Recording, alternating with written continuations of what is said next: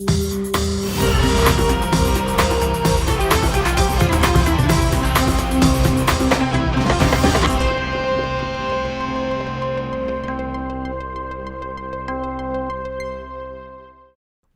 bem, rapaziada, estamos começando o nosso Desperta ICL de hoje. Bom dia para todo mundo que está acordando por aí. Estamos começando correndo, porque hoje de manhã a correria foi grande. Tem muita notícia aqui e também meu filho não me deixou sair da cama hoje. Deixa eu baixar um pouquinho esse volume aqui. Tudo bem com vocês? Hoje é sexta-feira, 21 de julho, 7h01 da manhã. Muito obrigado a todo mundo que já está acompanhando este programa nos canais do ICL, também no canal do Eduardo Moreira, e também vocês podem nos acompanhar, claro, lá pelo meu canal do YouTube, o que fica mais fácil para vocês, tá, gente? Quem segue, já tá seguindo, já tá por aí, muito obrigado a todo mundo, podem espalhar este link pela internet também. Esse mês a gente eventualmente está concorrendo com a Copa do Mundo de Futebol Feminino, então tem jogos mais ou menos nos mesmos horários. Vocês podem, claro, eventualmente fazer aquele mashup básico, deixa o jogo em um canto, sem áudio, e deixa o nosso programa aberto numa outra tabela. Fiquem ouvindo o nosso programa, se informando sobre o que acontece no Brasil e no mundo, e ao mesmo tempo podem ficar assistindo aos jogos, né? Então dá para fazer isso tranquilamente, ao menos eu faço isso com vários programas que eu gosto de assistir e que eventualmente estão nos mesmos horários de eventos esportivos que eu consumo também. Ó, importante, na semana passada nós entramos em rede, então este programa agora é a Rede Desperta. Vocês podem assistir este programa também lá nos nossos queridos amigos da TVT em São Paulo, da Rádio Brasil Atual em São Paulo. Então sim, vocês podem acompanhar o Desperta pela televisão, TV aberta, né? E também pelo radinho, tá bom? Podem nos acompanhar lá pelo rádio, quem está se deslocando pela cidade, quem está indo trabalhar, quem está no metrô, quem está no busão, quem está no carro, quem está indo a pé, coloca lá na Rádio Brasil Atual, pode ir também nos ouvindo apenas pelo rádio, porque este programa também é um programa que funciona como programa de rádio, afinal de contas, a gente lê as notícias aqui, explica para vocês e dá o contexto do que está rolando para lá e para cá no Brasil e no mundo. E também estamos ao vivo lá na Bahia. Bom dia para todo mundo que está nos ouvindo, nos vendo hoje na Bahia, na TV Quirimurê. Muito obrigado pela sua audiência. Desperta ICL com Leandro Demori. Expliquem para as pessoas o que é este programa, que bicho é esse, né? E vocês podem também espalhar o link e o canal da TV Quirimurê na Bahia para os seus amigos, colegas e familiares. O nosso querido Jimmy, produtor, está passando aqui embaixo como se fosse o quê? Como se fosse um guepardo tentando dar um bote no meio da savana, mas na verdade ele fará uma coisa muito mais urbana, que é fechar a janela. Hoje não tá tão frio, né, Jimmy? Tá tranquilo hoje, né? Tá de boa. Pode passar caminhando aqui, Jimmy, não tem problema nenhum. Mostra todo o seu garbo, toda a sua beleza. Vai, Jimmy, vai. Tá aí o Jimmy, ó. Não conseguiram ver o Jimmy. O Jimmy é um cara mais tranquilo, né? Quando tá o Pedro Falcão aqui, o Pedro Falcão fica falando o tempo todo. Então nós temos um dia comentários fora da câmera de Pedro Falcão, e no outro dia nós temos os comentários silenciosos do Jimmy. Tem que vir um dia aqui falar para as pessoas do Jimmy, para as pessoas conhecerem você. Né? O Pedro Falcão já apareceu aqui com a camiseta do Grêmio, inclusive, que é muito importante, né? Gente, vai deixando seu comentário nos nossos chats. Podem nos dizer também de onde vocês estão assistindo este programa. Muitas pessoas assistem este programa no Brasil e no mundo, porque, claro, estamos na internet, né? Então muita gente pega também por causa do fuso horário este programa em outros países. Então você que está aí no meio do seu dia cozinhando, preparando o almoço, tirando aquela soneca depois do almoço, indo para o trabalho, voltando para o trabalho, vivendo a sua vida em qualquer outro país, você que está à noite já, muita gente nos acompanha na Ásia também, né? Muitas pessoas já mandaram mensagens aqui da Austrália, da Nova Zelândia, do Japão, da China, gente que mora em outro canto do mundo, e também da América Latina, galera que mora na Colômbia, na Venezuela, na Argentina, enfim. Todo mundo pode acompanhar este programa, eu tenho certeza que você sairá daqui às 8 horas da manhã com a cachola um pouquinho mais cheia do que quando entrou, né? Esse é o objetivo do programa. Ó, muita coisa para rolar hoje, separei alguns vídeos pra gente assistir também e pra gente fazer um pouco de uma recapitulação de alguns assuntos, principalmente 2 assuntos que tratamos aqui esta semana. O primeiro assunto é o rombo bilionário, a tal inconsistência contábil que foi encontrada no governo Bolsonaro, em 5 ministérios do governo Bolsonaro. Eu expliquei ontem aqui o que é que está por trás desse negócio, tá? Porque não dá para dizer que sumiram 200 bilhões de reais, não é simplesmente isso, é um pouco mais sofisticado. Ontem eu dei uma explicação, hoje eu vou explicar de novo rapidamente para vocês sacarem, também para vocês conseguirem se comunicar com as pessoas, né? É importante a gente ter clareza do que rola para se comunicar com clareza, para fechar o argumento e não ficar aquela conversa de maluco de WhatsApp, né? Então eu vou dar um exemplo aqui hoje de uma empresa que o governo Bolsonaro adoraria, né? O Paulo Guedes adorariam ter vendido, só que não deu tempo. Por quê? Porque nós fizemos o quê, Jimmy? O que nós fizemos? Nós chutamos essa gente de lá, que, né, com a coisa maravilhosa do ano passado, né? Que é os Correios, tá bom? Darei um exemplo aqui dos Correios. Com esse exemplo, todo mundo vai sacar qual é uma das pegadinhas dessas inconsistências financeiras, tá? Essas inconsistências contábeis, na verdade, que foram encontradas pela Controladoria Geral da União durante a gestão como é que era? Técnica, né? Durante a gestão técnica do governo Bolsonaro. Temos também aqui hoje um vídeo de um policial militar que deu um depoimento para a Corregedoria da PM mostrando que eles tiveram medo real de serem mortos no 8 de janeiro pelos invasores, né? A gente vai mostrar isso aqui também.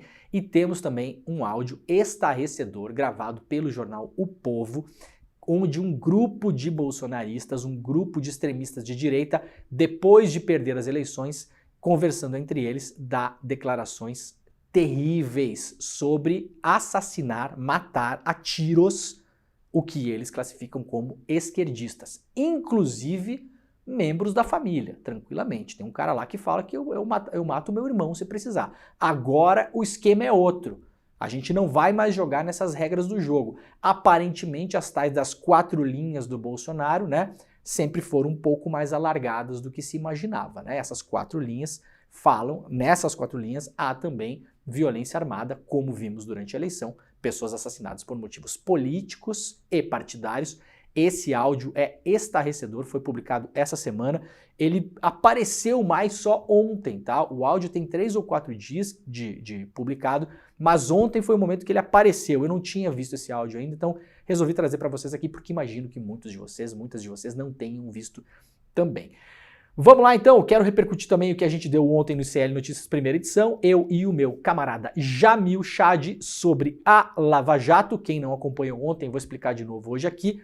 São diálogos inéditos da Operação Spoofing, né? A Operação Spoofing que apreendeu os equipamentos e os arquivos das pessoas que foram reportadas depois pela Polícia Federal como sendo as fontes da Vaza Jato, tá? Então ontem nós publicamos diálogos inéditos que, na minha opinião, e olha que eu acho que é um assunto que eu conheço um pouquinho, porque estou basicamente há 4 anos reportando sobre esse assunto e estudando esse assunto, então conheço bastante, né, o que foi tratado, o que foi dito ontem, é a famosa pá de cal em um capítulo importante da Lava Jato, que era a cooperação ilegal e, por que não dizer, porque é o que aparece ali, o entreguismo de patrimônio nacional, ou como muito bem classifica o Chico Sá todas as vezes que fala sobre esse assunto, um crime de lesa pátria, porque era algo que de fato estava lesando a nós, o povo brasileiro, com o tal do combate à corrupção, um diálogo dos procuradores brasileiros da Lava Jato com procuradores suíços,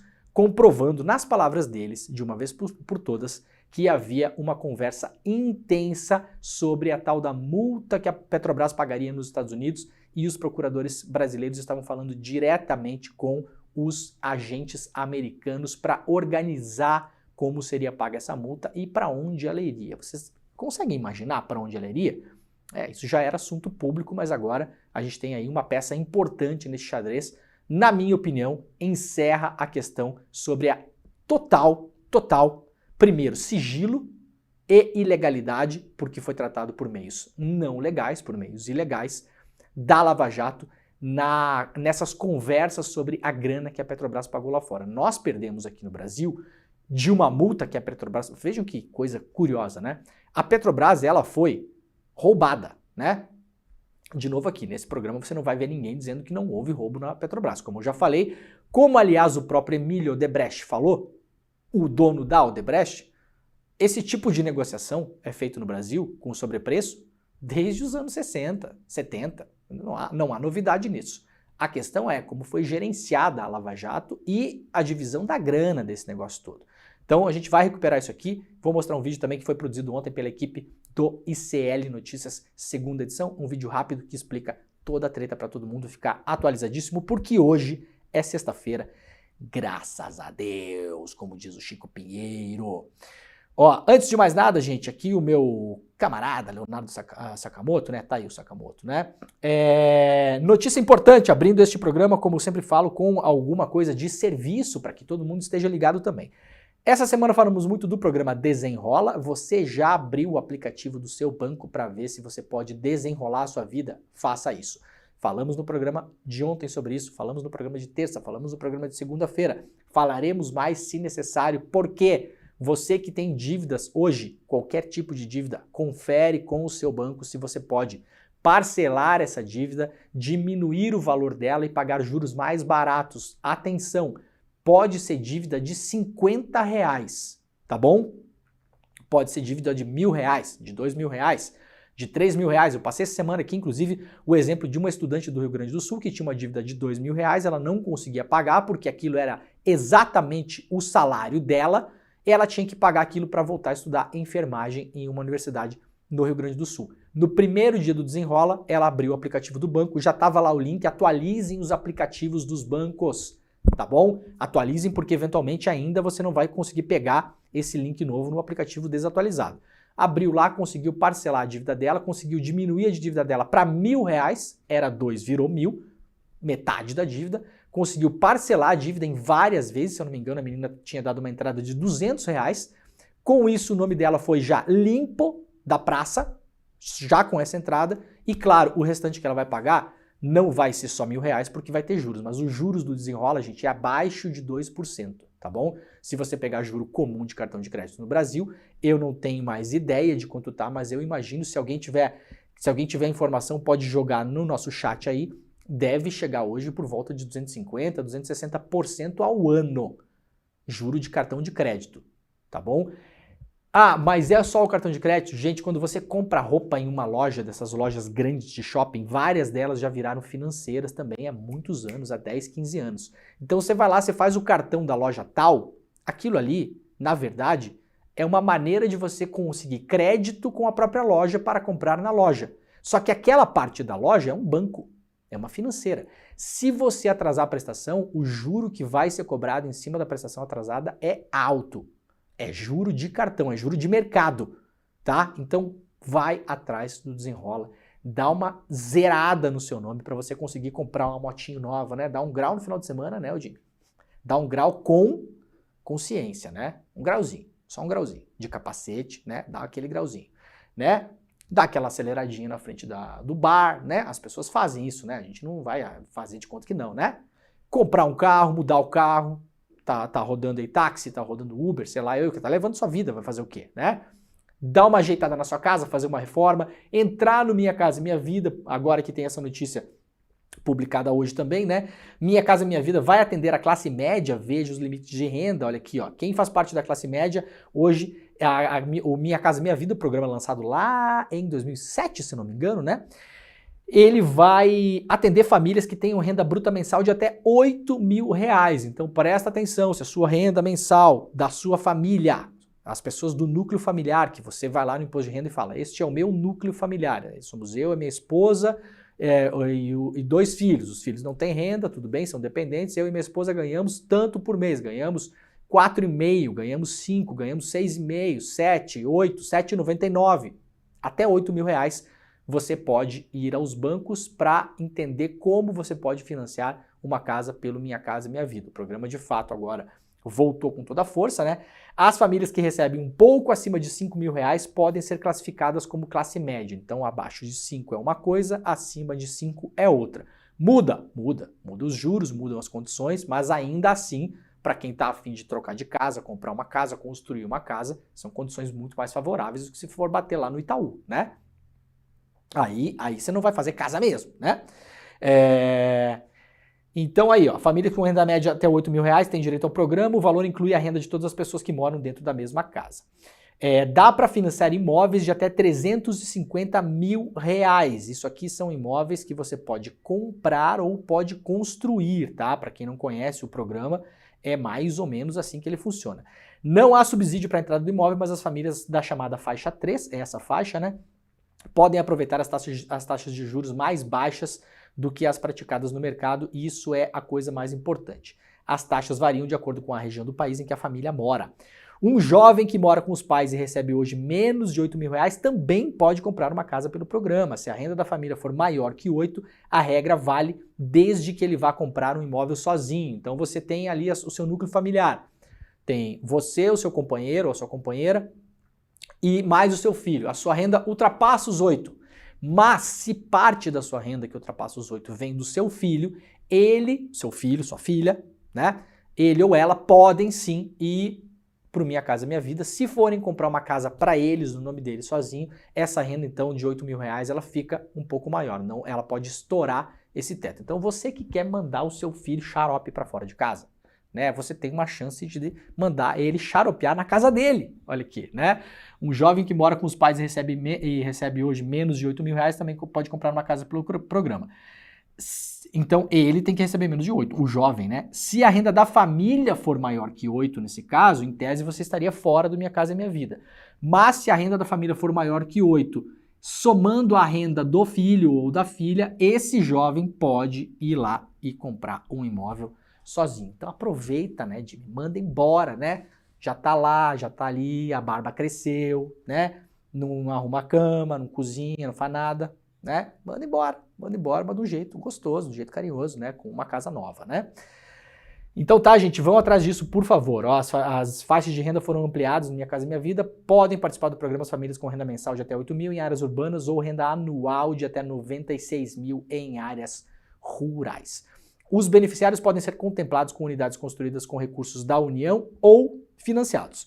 O programa foi criado em 2009 e já entregou 6 milhões de unidades habitacionais e é gerido pelo Ministério das Cidades. 6 milhões de casas não é pouca coisa. Eu sempre falo neste programa, se tem que elogiar, a gente elogia, se tem que bater, a gente bate. Quando tem crítica ao governo, a gente faz. Quem me acompanha, não só no Desperta, mas há muitos anos, sabe, eu não tenho nenhum problema em a gente vir aqui falar isso aqui não, isso aqui tá errado, isso aqui tá indo para um jeito esquisito. Muita gente não gosta, inclusive, que a gente faça isso, mas não é problema, a gente vai fazer sempre com educação, com carinho, com explicação, né? Porque o nosso objetivo aqui é se informar e tá ligado no que tá rolando por aqui também.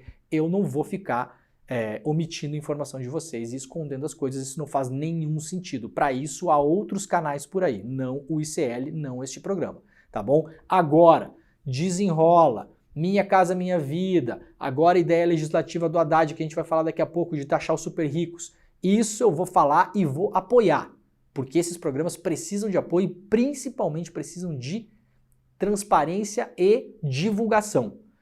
Presta atenção no Desenrola, que tem chegado muita coisa pelo WhatsApp. Link de Zap que você clica lá e aí uma pessoa determinada fala, não, você tem que pagar, por exemplo, para comprar um manual para entender o Desenrola. Custa R$27. Tem muita gente caindo nesse golpe. Não precisa comprar manual nenhum.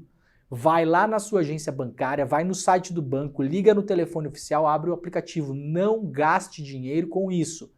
Outros links levam vocês para sites obscuros que vão negociar a sua dívida. Você não precisa de intermediários para negociar suas dívidas do Desenrola.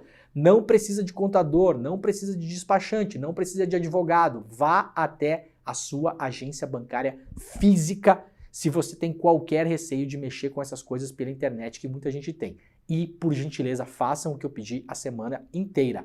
Avisem principalmente os idosos da família de vocês e os seus amigos idosos, vizinhos, porque essas pessoas são os mais suscetíveis a caírem em golpe de WhatsApp. Agora que vai rolar o Desenrola, muita gente que já é aposentada tem parte da renda comprometida porque fez empréstimo consignado.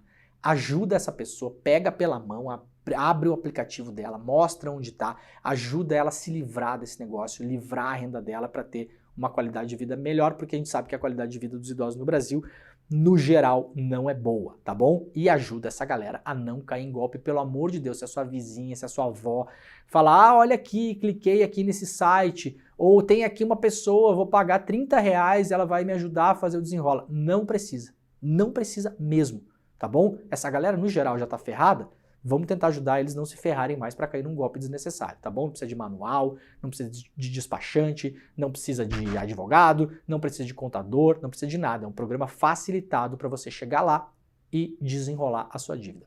O Minha Casa Minha Vida é a mesma coisa. Minha Casa Minha Vida, você vai para o banco e fala, quero comprar uma casa em tal lugar, nesse terreno, ou essa aqui já construída, eu vou construir uma, se apresenta os seus documentos de renda e vê quais são as condições, tá bom? O Minha Casa Minha Vida, lembrando que você pode pedalar uma casa aí em até, sei lá, 30 anos, né? 30 anos com juros mais baixos do que o mercado, com prestações fixas decrescentes. Ou seja, você vai lá e assume uma prestação hoje de R$800 para construir a sua casa. Hoje é 800. Ao longo do tempo, ela vai caindo nominalmente. No mês que vem vai ser 798, depois vai ser 797, não sei o que. É pouquinho por mês, mas vai caindo. E como tem a depreciação da moeda, R$800 hoje não é a mesma coisa do que R$800 daqui a 10 anos. Então hoje vai ser um pouco mais pesado, só que daqui a 10 anos você vai estar pagando menos de R$800 nominal, vai estar pagando, sei lá, 740 e tanto, 700, vai caindo, né? E daqui a 10 anos, R$700 não vai mais ter o mesmo peso na sua renda do que hoje, vai ser muito mais barato. Então, não ouça gente que fala não compre casa, tá? Cada caso é um caso, você pensa aí o que é melhor para você, é lógico, não vou ficar dando conselho financeiro aqui, mas tá muito na moda de coach picareta falar que não vale a pena comprar imóvel. Isso aí vale, sabe para quem, gente? Para aquele cara que tem um monte de dinheiro no banco e vai botar em juro da dívida. Para ele vale, né? Eventualmente porque a pessoa já mora numa casa própria, né? Eventualmente até que herdou do pai e da mãe, né? Então, se não é o seu caso, se você está correndo atrás da máquina, avalia a possibilidade de sim comprar uma casa própria, uma coisa que você pode ter sua em vez de pagar aluguel, vai pedalar aí por muitos anos e eventualmente vai deixar de herança para os seus descendentes, uma casa, né? Que seja sua, tá bom? Vamos lá então, ó. Pesquisadores vão fazer escavações arqueológicas no antigo DOI-CODE de São Paulo. As escavações arqueológicas do antigo destacamento de operações de informação do Centro de Operações de Defesa Interna, o DOI-CODE, era um órgão repressor da ditadura militar, né? O órgão que era subordinado ao exército e foi local de tortura e assassinatos de opositores da ditadura militar, já tem data para que sejam executadas de 2 a 14 de agosto, essas escavações mesmo, né, arqueológicas, né? Os trabalhos serão realizados por pesquisadores da Unifesp e também da Unicamp e também da Universidade Federal de Minas Gerais. Eles avaliam que os prédios do antigo DOI-CODE são um marco físico que documenta um período brutal da história brasileira sob permanente disputa.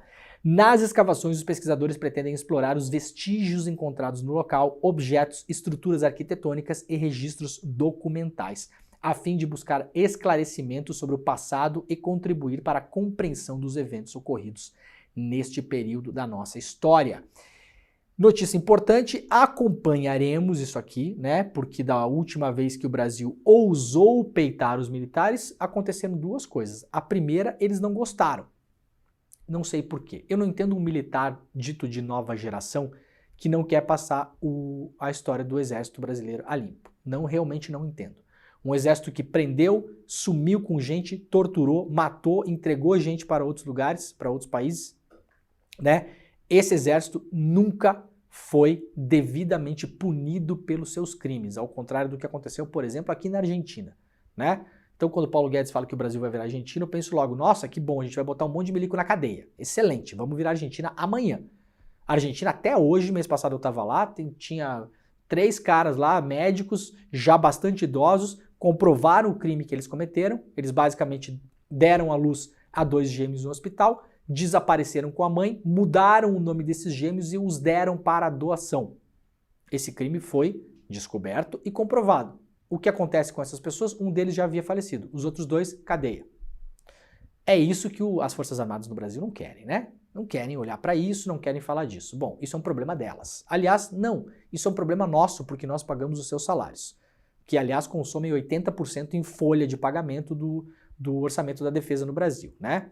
Então, agora, essas escavações são importantes e a outra coisa que aconteceu da última vez, que coisas como essa foram feitas, não por acaso também durante o governo de esquerda, Lula e Dilma, a Comissão da Verdade, descobrimos mais e mais e mais crimes de Estado crimes contra a humanidade cometidos pelas Forças Armadas Brasileiras. Então, se os senhores não gostaram, problema de vocês. Se os senhores gostaram também, que bom, parabéns. Mas, no fim, as coisas serão feitas e esse é um dos motivos que deixou os militares muito brabos durante os governos do PT, inclusive um dos motivos que levou ao impeachment da Dilma, esse descontentamento, né? Não foi uma coisa só, impeachment é um processo complexo, né? O golpe lá contra a nossa Dilma, mas isso aqui ferveu muito na época, né? Pessoal, então vamos lá, então, matéria dada ontem, né? Lava Jato negociou em sigilo acordo bilionário com os Estados Unidos. Exclusiva operação spoofing, novos chats. Diz Deltan Dallagnol, tudo é confidencial. Matéria assinada por mim e pelo Jamil Chad lá na minha newsletter agrandeguerra.com.br. Assine, é de graça, agradeço já de antemão. Foi publicado também no UOL. Isso aqui é uma parceria do UOL com a Grande Guerra. O ex-procurador, ex-deputado estadual Deltan Dallagnol negociou em sigilo com autoridades norte-americanas um acordo para dividir o dinheiro que seria cobrado da Petrobras em multas e penalidades por corrupção. Num grupo de troca de mensagens pelo telefone, procuradores suíços e brasileiros mantinham uma comunicação intensa sobre cada etapa do processo da operação. Foi neste grupo que Deltan detalhou aos suíços suas conversas com os norte-americanos. Conversas essas que vocês podem ler, claro, na reportagem publicada lá na Grande Guerra. Ontem, o pessoal do ICL Notícias, segunda edição, produziu e passou um vídeo no programa. Vamos colocar o vídeo, Jimmy, que é uma explicação muito rápida para as pessoas que não acompanharam o programa ontem entenderem exatamente o que aconteceu. Pode deixar só ele na tela, tá, Jimmy? Pode me tirar. Vamos lá.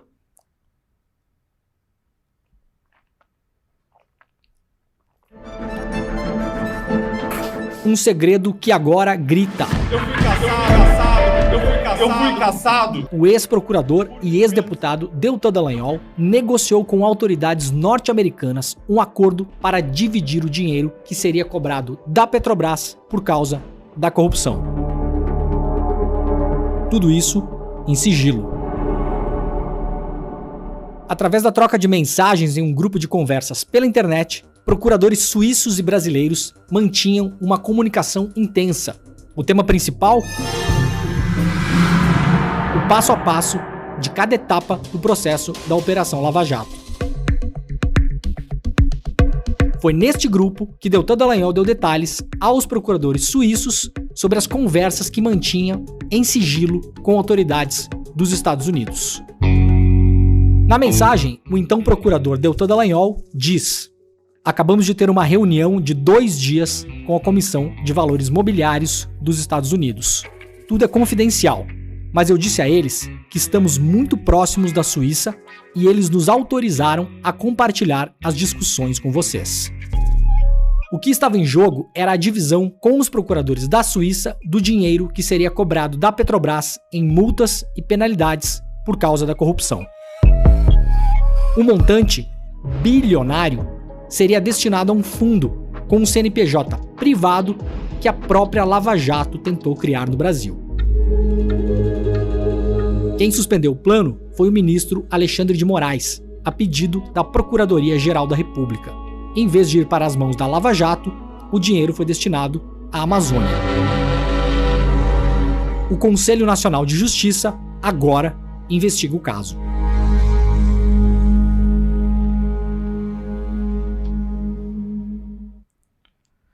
Muito bem, tá aí o resumo que foi feito ontem pela equipe do N2. Muito obrigado, pessoal, que produziu este vídeo. Vou ler rapidamente o começo dos diálogos aqui para que vocês entendam a gravidade das coisas. Resumindo, Deltan teve uma reunião de 2 dias, uma reunião confidencial que não passou por CGU, por Ministério da Justiça, por absolutamente ninguém. Marcou isso pelo Telegram, fez a reunião, ninguém sabia. Qual o problema disso, Leandro? O problema disso é que não tem registro, a gente não sabia até ontem, né? O que foi falado, com quem foi falado, o que foi acordado. Não é competência do Deltan nem da Procuradoria-Geral fazer isso, da Procuradoria do MPF, fazer isso sozinhos. Isso está fora dos canais oficiais, isso é ilegal. O que é que eles pretendiam fazer? Eles pretendiam pegar parte da multa que a Petrobras pagou nos Estados Unidos e trazer para o Brasil. Para onde iria esta multa? Para uma fundação de CNPJ privado, um fundo de endowment que seria gerenciado por quem? Pela Lava Jato. É incrível, né? É uma grande história, vocês têm que acompanhar isso de fato. Vamos lá. O primeiro diálogo, para vocês terem uma ideia, né? Os diálogos são todos em inglês, claro que a gente traduziu para o português aqui para todo mundo entender, tá? Mas essas conversas com os procuradores suíços são em inglês, então eu achei que seria muito singelo colocar esse título aqui, que é a primeira frase que o doutor fala nessa conversa, né? My Swiss Friends. Dá até uma musiquinha de coraçãozinho, né? My Swiss Friends. Alguém podia criar uma música estilo Frank Sinatra, né? Com esse título, né? 29 de janeiro de 2016. Vamos lembrar que ano que é esse aqui? Ano do impeachment da Dilma, né? Deltan, 12h25 e 52 segundos. My Swiss Friends, acabamos de ter uma reunião introdutória de 2 dias, não são 2 minutos nem 20 minutos. 2 dias com a Comissão de Valores dos Estados Unidos. Tudo é confidencial, diz o Deltan. Mas eu disse expressamente a eles, os americanos, que estamos muito próximos da Suíça. E atenção, eles nos autorizaram a compartilhar as discussões com vocês. Entenderam? Deltan falando com procuradores suíços, ele vai lá e fala, nos reunimos por 2 dias com a SEC dos Estados Unidos, essas reuniões aqui não estavam registradas em lugar nenhum, ou seja, nós brasileiros não sabíamos dessas reuniões, não viríamos a saber depois, é claro que tem que ser reuniões sigilosas em muitos casos, mas sigilosas registradas, né? Você vai lá, faz um acordo de cooperação internacional, avisa o Ministério da Justiça, envolve os órgãos que têm que ser envolvidos, você registra isso e mantém os documentos confidenciais. Isso é óbvio, é evidente que tem que ser assim. Não é disso que estamos falando, a gente está falando aqui de conversa de zap. Conversa de zap não tem nada de legal na parada, né? É tudo sigiloso e aí os americanos que autorizam o Deltan a falar com os suíços, né? A gente vê aqui de fato, quem é que estava de barriga para baixo e quem é que estava de barriga para cima nessa disputa, né? Fica bem claro o negócio aqui. Bom, os diálogos estão todos, dessa matéria, estão todos publicados lá em agrandeguerra.com.br.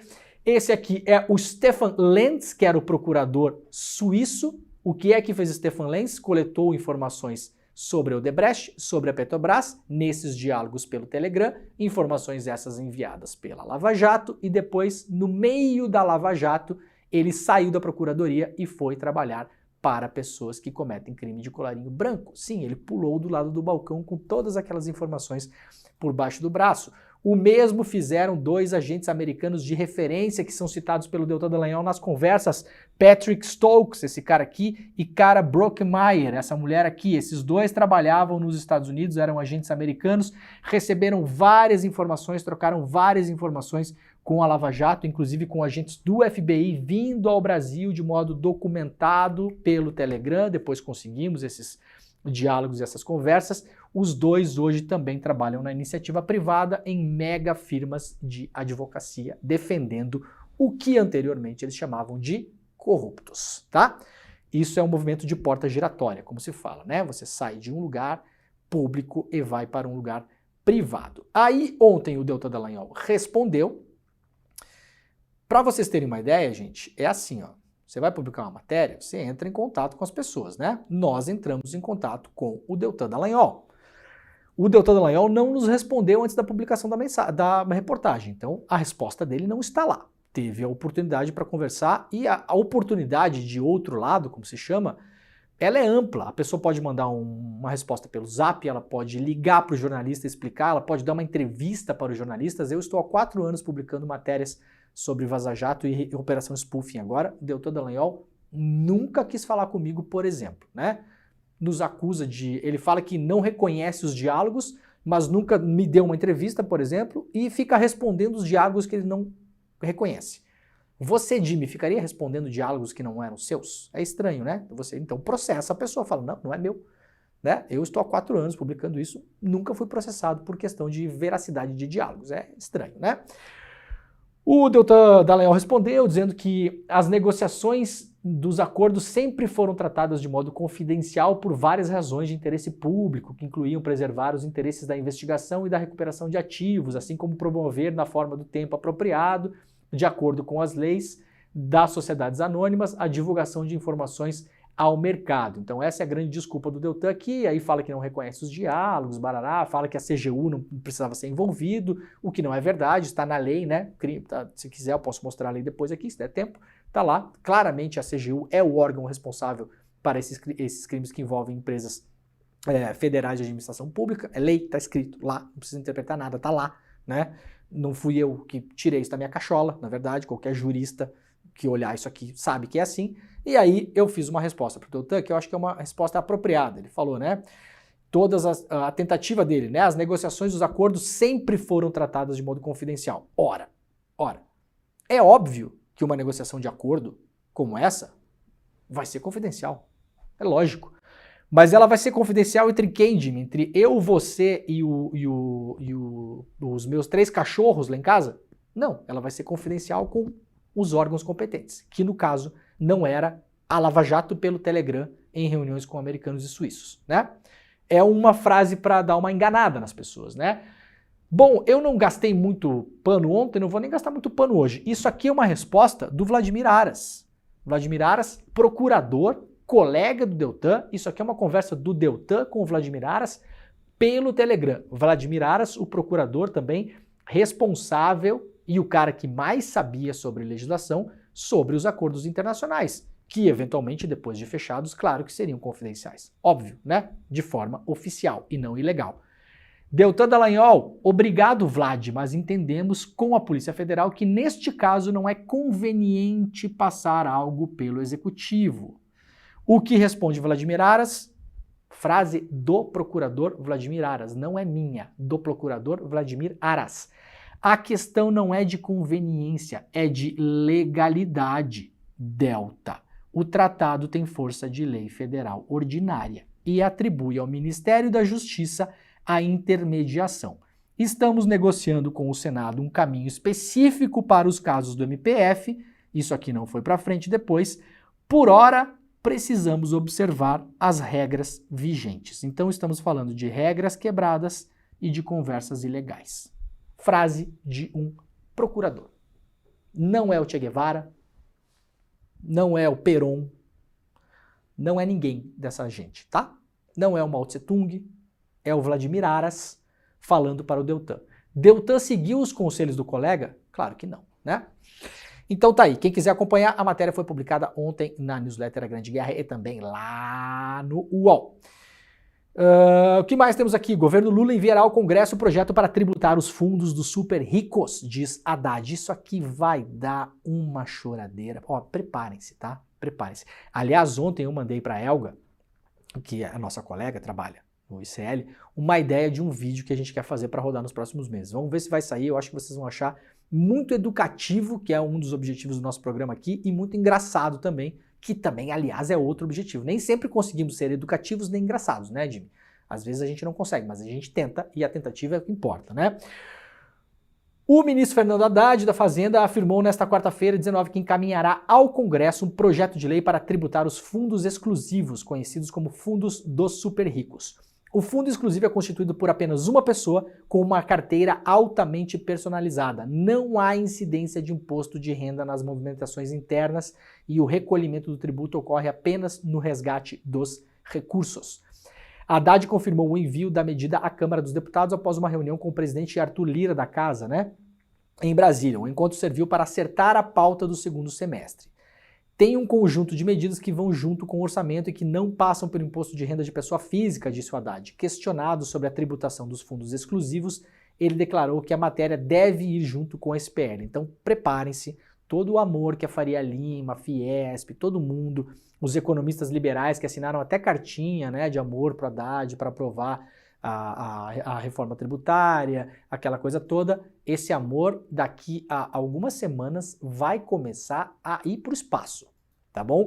E a gente vai ter que se preparar para defender essa ideia. Sabe por que a gente vai defender essa ideia? Eu vou explicar para vocês. Por quê? Sabe de quantas pessoas a gente está falando? Ai, vai tributar os super ricos, meu Deus do céu, meu Jeep Renegade, acabou. Ai, meu HB20, vou ter que entregar a metade, vou ter que trocar o meu Jeep Compass. 2.500 pessoas, meus amigos. Isso aqui não é o total de pessoas que são considerados milionários no Brasil, tá bom? O número de milionários no Brasil, segundo uma avaliação do Banco Credit Suisse, que leva em conta pessoas que têm patrimônio de até $1 milhão ou mais, o que no Brasil hoje seria uma pessoa que tem um patrimônio de 4, 5 milhões de reais, o que é um riquinho bem remediado para os padrões de ricos brasileiros. Você sabe que os ricos brasileiros são muito ricos, né? Os ricos brasileiros são muito ricos, inclusive para os padrões mundiais, tá? Então, um rico brasileiro hoje que tem 4, 5 milhões de reais já é considerado rico pelo padrão da Credit Suisse, mas é um rico assim remediado. É um rico que não está nem no clube ainda. É um rico que os outros olham e falam assim, sai para lá, né? Esse primeiro passo do Haddad, ele está falando de 2.500 pessoas. Investidores que têm até 756 bilhões de patrimônio. Eu não vou fazer essa conta porque eu fiz uma conta errada. Quem quiser fazer a conta no chat pode fazer e mandar pra gente. Pega 756 bilhões e divide por 2.500 pessoas. Então, meu camarada e minha camarada, não é você, tá bom? Fica tranquila, você que é dentista, advogada, médico, que mais? E, né, a galera que ganha um dinheiro na profissão aí, que acha que vai ser incomodada nisso aqui. Você não vai, tá bom?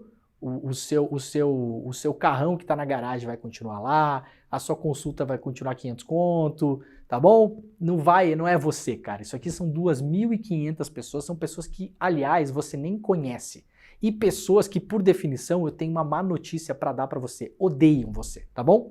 Tá? Elas só gostam de você quando tem que fazer algum serviço, limpar um negócio que caiu no chão ali, organizar o trânsito e arrumar a cara dela. Depois ela não quer mais ver você, não quer ver você no final de semana, não quer ver você na praia, não quer ver você em lugar nenhum, tá bom? No geral são pessoas que te odeiam, para início de história. Então não paga o papelão, não dá, que horas são?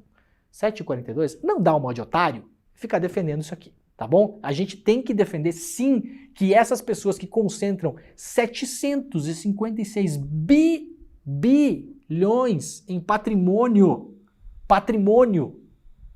2.500 pessoas paguem imposto sobre um dinheiro movimentado que eu e você pagamos hoje. Se você hoje entra num fundo como cotista, quem está assistindo aí que já investiu em fundo, qualquer fundo, você entra hoje num fundo como cotista, você paga imposto de renda sobre o fundo, sobre os seus rendimentos, né? Você bota lá R$1.000, se você no final do ano tiver R$1.200, você vai pagar imposto de renda em cima dos 200. Essa galera aqui, o que eles fazem? Eles criam fundos novos, o cara vai lá e cria um fundo, tá? Um desses 2.500, um cara lá, ele vai lá e cria um fundo. Ele faz a carteira daquele fundo, só que ele não convida um monte de gente para entrar no fundo como cotista, ele é o cotista único. Nesses casos, há uma tributação específica desses fundos exclusivos. Sabe quanto é a tributação específica? 0.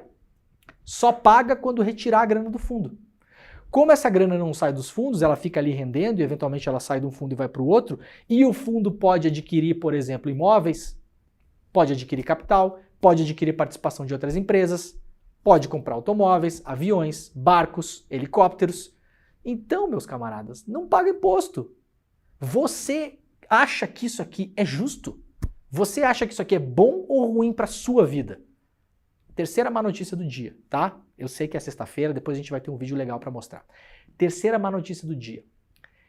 Você não será a 2.501 pessoa. Não vai ser você. Se acontecer com alguém aí, por favor, fala nos comentários. Leandro, eu agora estou nessa faixa, agora eu vou pegar o meu cartão Black lá no banco. Porque agora eu sou a 2.501 pessoa, eu sou a uma nova que está dividindo com essa galera aqui 700 bilhões de reais. Eu sou.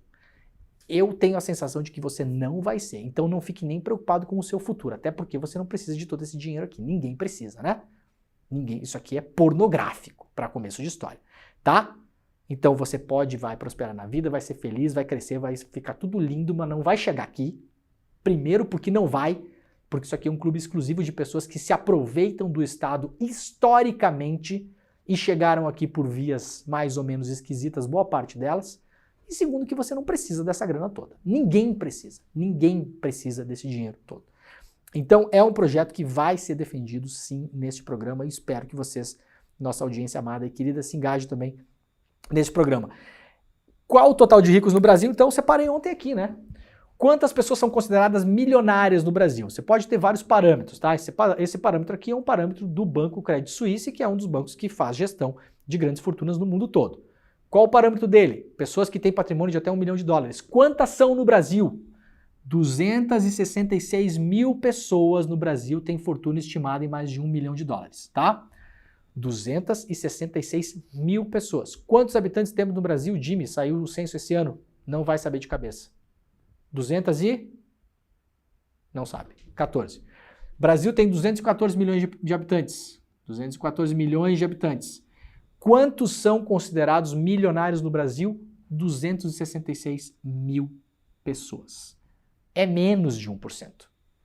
Essas todas aqui, por enquanto, nem entram nesse projeto de lei do Haddad. O projeto, por enquanto, é para tributar fundos exclusivos, que entre as 266 mil pessoas consideradas milionárias são apenas 2.500. Então, gente, é o 0,0 quanto por cento? Por que você vai gastar o seu tempo em defender essas pessoas? Pergunte-se para você próprio e responda em silêncio, tá? Por que eu vou gastar o meu tempo em defender o dinheiro dessa gente aqui? Euzinho, não vou não. Euzinho não vou não, pelo contrário.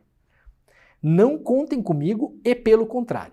O Haddad deu uma entrevista muito boa para Mônica Bergamo, tem um trechinho que a gente separou, vou mostrar aí, ô Jimmy, coloca o Haddad na tela, pode deixar só ele, tá?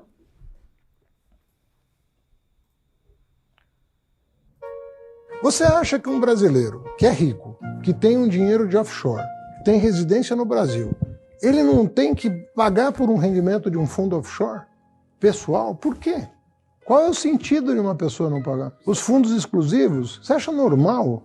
Ele lega as cotas do fundo para os descendentes e não paga imposto de renda nunca.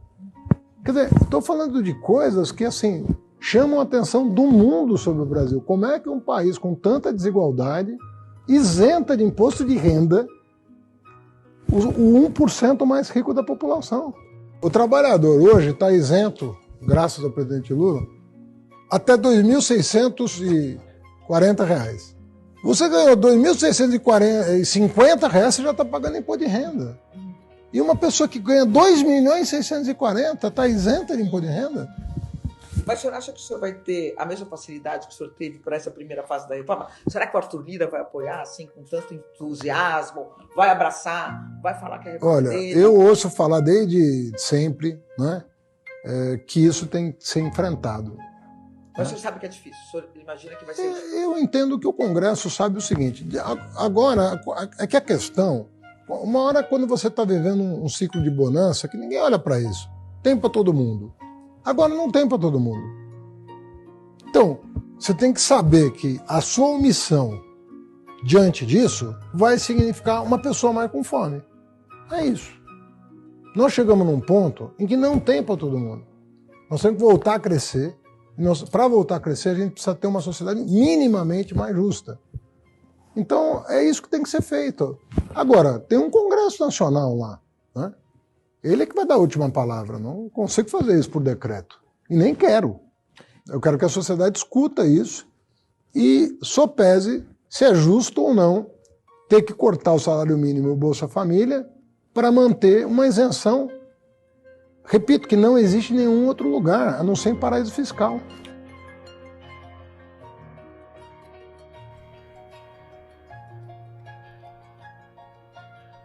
Muito bem, entrevista dada pelo Haddad lá para Mônica Bergamo. A gente vai falar sobre isso mais em outros programas com certeza. Ó, rapidamente para explicar um assunto que eu coloquei ontem aqui, depois a gente vai para outros dois, um vídeo e um áudio muito importantes sobre o 8 de janeiro.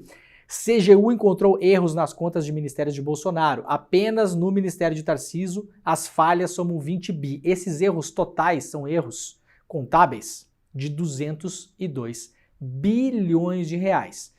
O que é isso, basicamente? É dinheiro que não está na tabela certa ou, eventualmente, que é o que eu vou explicar para vocês agora aqui, que é o grande pulo do gato para os privatizadores, subvalorização de bens da União. Por que é que isso acontece? Vejam esta matéria publicada em agosto de 2021 pelo Intercept, pelo repórter Vinícius Konchinski. Banco Imobiliário, novo dono dos Correios, se os Correios fossem privatizados na gestão Bolsonaro, que seriam, não deu tempo, tá?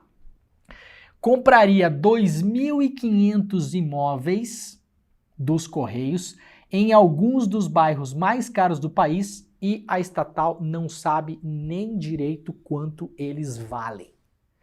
Isso são as coisas que aparecem como inconsistência contábil em avaliações como essa da CGU. Os Correios não estão nesses 200 bi. Ali estão apenas ministérios. Então eu espero que a CGU faça esse trabalho também nas estatais. Porque quando você vai colocar à venda uma estatal no mercado, imóveis, por exemplo, aqui a gente está falando de 2.500 imóveis dos Correios. Quem conhece os Correios sabe que os imóveis dos Correios são, no geral, em locais muito valorizados das cidades, no Brasil todo.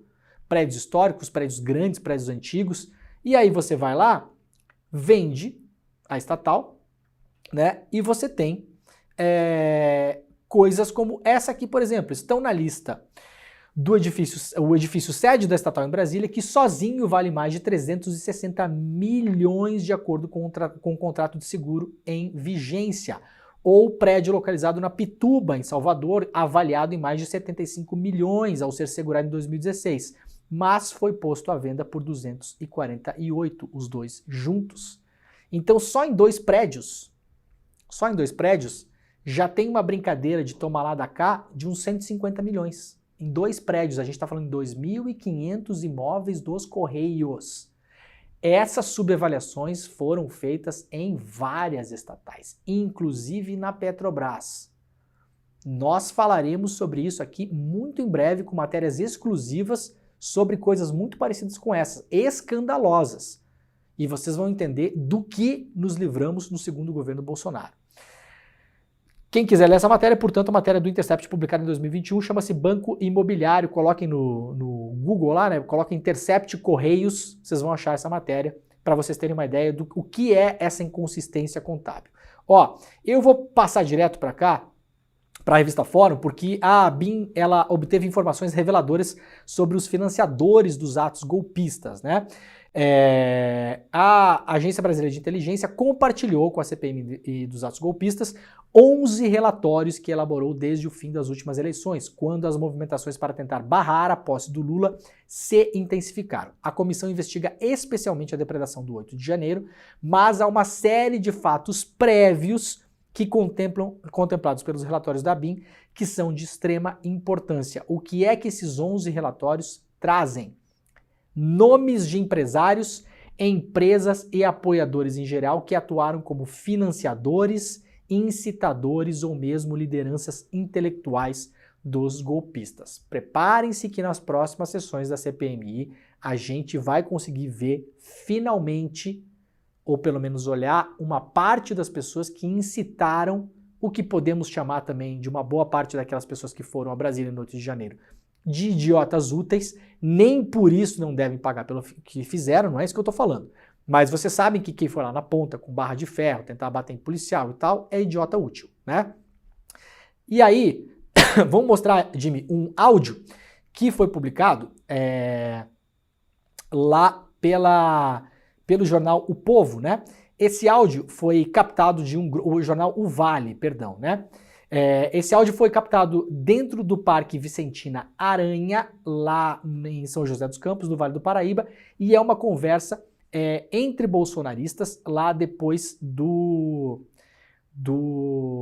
já com a derrota do Bolsonaro posta e tal, eles conversando qual é a estratégia melhor agora para eles. Vamos continuar tentando ganhar a eleição? O que a gente vai fazer? Ouçam, prestem atenção no que esse grupo está falando. Isso aqui é grave e não é caso isolado. A diferença é que foi captado pela jornalista que fez a matéria. Vamos lá. Teve sim, não teve? Mas E o que adiantou? beleza, não adiantou nada, mas vamos tentar de novo.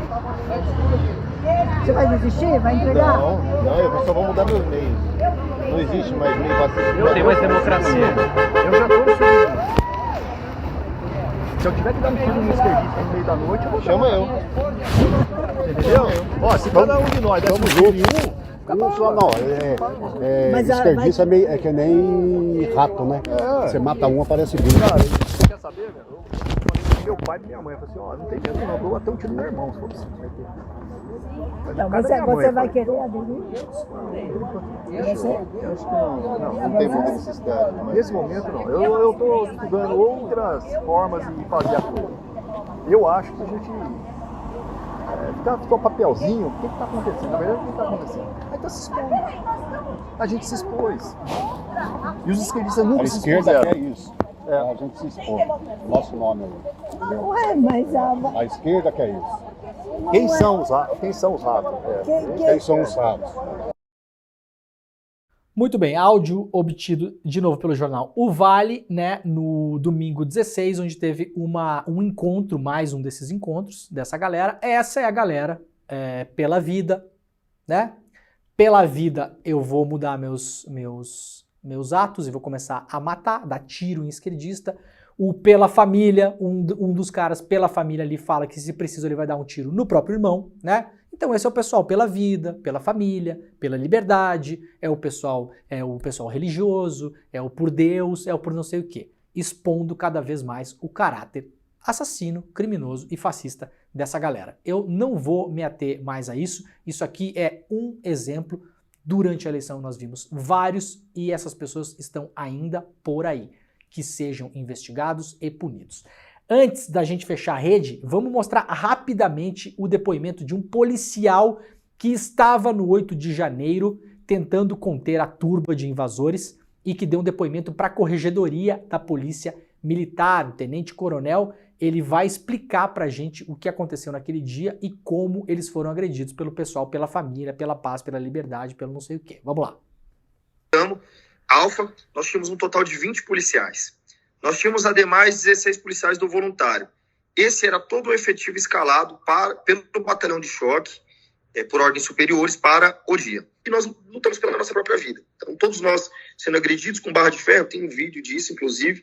Em determinado momento, o delta da cúpula se estreita e alguns policiais foram arremessados da cúpula do Congresso. Entre eles, Sargento Alex, Cabo Marcelo, Subtenente Beroaldo. Os vândalos pularam sobre a Marcela quando ela caiu e passaram a agredi-la com barras de ferro, barras de madeira. A intensidade do ataque, excelência, pode ser demonstrada pelo amasso, pelo dano que foi feito ao capacete dela. Um capacete balístico, um capacete feito para aguentar disparo de arma de fogo. O capacete dela foi amassado. Enquanto eles a atacavam, eles tentaram, inclusive, subtrair a arma dela. E só não conseguiram porque outros policiais interviram. Então tá, essa é mais uma prova, né, do caráter pacífico, né, do caráter pela família, por Deus, pelo país, pelo não sei o que foi feito no 8 de janeiro. Tá aí o policial, o tenente-coronel, em depoimento à Corregedoria. Preciso encerrar a rede agora. 7h58, muito obrigado pessoal da TVT, pessoal da Rádio Brasil Atual, pessoal da TV Quirimurê. Segunda-feira estaremos de volta, tá bom? Obrigado a todo mundo e tchau. É isso. Gente, o programa está acabando.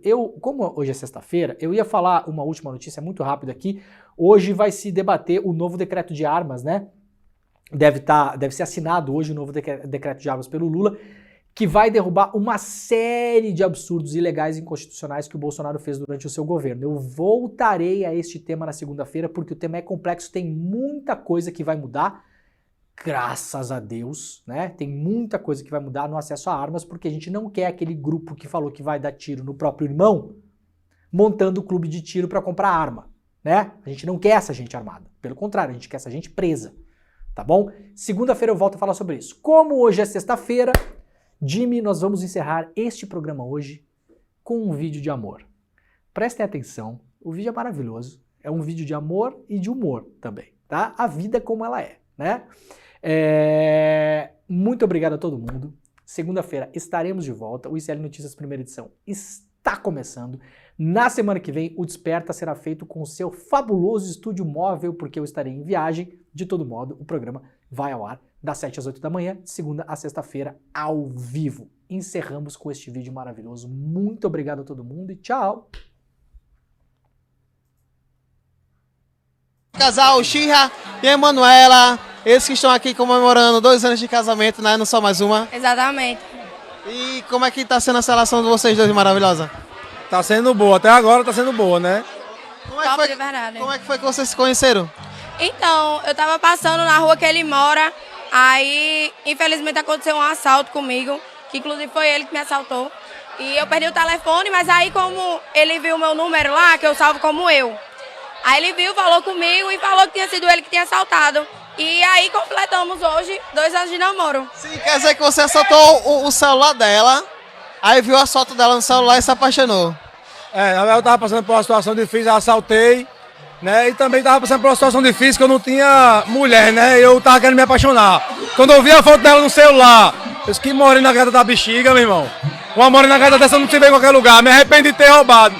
Aí eu fui, desbloqueei, mandei desbloquear o celular, que tinha senha, o cara desbloqueou, consegui ver o número dela, consegui entrar em contato com ela, e aí eu disse, eu quero devolver seu celular. Aí eu fui devolver o celular dela. Você roubou o celular e o coração dela também. Exatamente.